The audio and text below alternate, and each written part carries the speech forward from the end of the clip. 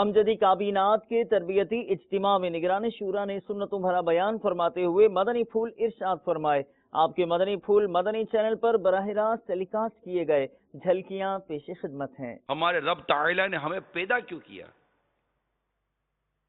جس رب نے ہمیں پیدا فرمایا ہے وہ رب خود فرماتا ہے ہم نے جنوں انسانوں کو اس لیے پیدا کیا کہ وہ عبادت کریں، یعنی اللہ کی عبادت کرنے کے لیے ہم کو پیدا کیا گیا ہے۔ اس کے باوجود اللہ تعالیٰ کی نافرمانی نافرمانی کرنا یہ عقل مندوں کا کام نہیں۔ یقیناً ہمارا یہ ایمان ہے کہ ہم کو اللہ تعالیٰ نے پیدا فرمایا، وہ ہمارا خالق ہے، وہ ہمارا مالک ہے، وہی موت دینے والا ہے۔ تیرا رزق تو اللہ نے اپنے ذمہ کرم پر لیا ہے، تو سود کھا کر اللہ تعالیٰ سے اعلان جنگ کر کے بھی تو بھوکا نہیں مرا، تو اللہ کی اطاعت و فرما برداری کر کے تو کیا بھوکا مرے گا؟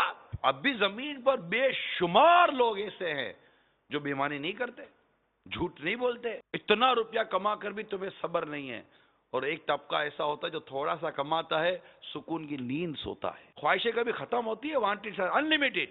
ایک خواہش ختم ہوتی ہے 4 پیدا ہوتی ہے، 4 ختم ہوتی ہیں 8 اٹھتی ہیں، 8 ختم ہوتی ہیں 50 اٹھتی ہیں۔ ایک موبائل نیا لو، 4 دن کے بعد نیا موبائل، چلو اب اس کو تبدیل کرو۔ ہمیں اللہ نے عبادت کے لیے پیدا کیا ہے، ہم اللہ کی عبادت کریں گے، علم دین حاصل کریں گے۔ علم دین سب سے بنیادی چیز ہے میٹھے میٹھے اسلامی بھائیوں۔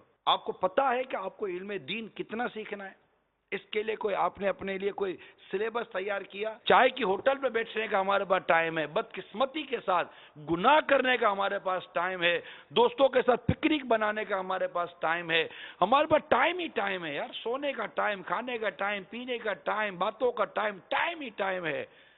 آپ سب سے میں پوچھتا ہوں، علم دین حاصل کرنے کے لیے آپ نے کتنا ٹائم فکس کیا؟ قرآن کی تلاوت کرنے اور قرآن کی تلاوت سیکھنے کا کون سا ٹائم فکس کیا، یہ بتا دیجئے۔ امیر المومنین حضرت سیدنا عمر فاروق اعظم رضی اللہ تعالی عنہ نے حضرت سیدنا قعب رضی اللہ تعالی عنہ سے کہا ہمیں موت کی شدت کے متعلق بتاؤ۔ حضرت قعب رضی اللہ تعالی عنہ نے کہا امیر المومنین موت ایسی ٹہنی کی طرح ہے جس میں بہت زیادہ کانٹے ہوں اور وہ انسان کے جسم میں داخل ہو گئی ہو اور اس کے ہر کانٹے نے ہر رگ میں جگہ پکڑ لی ہو، پھر اسے ایک آدمی انتہائی سختی سے کھینچے، کچھ باہر آ جائے، باقی جسم میں باقی رہ جائے۔ میں اپنا پاؤں پل صراط پر کیسے رکھ پاؤں گا؟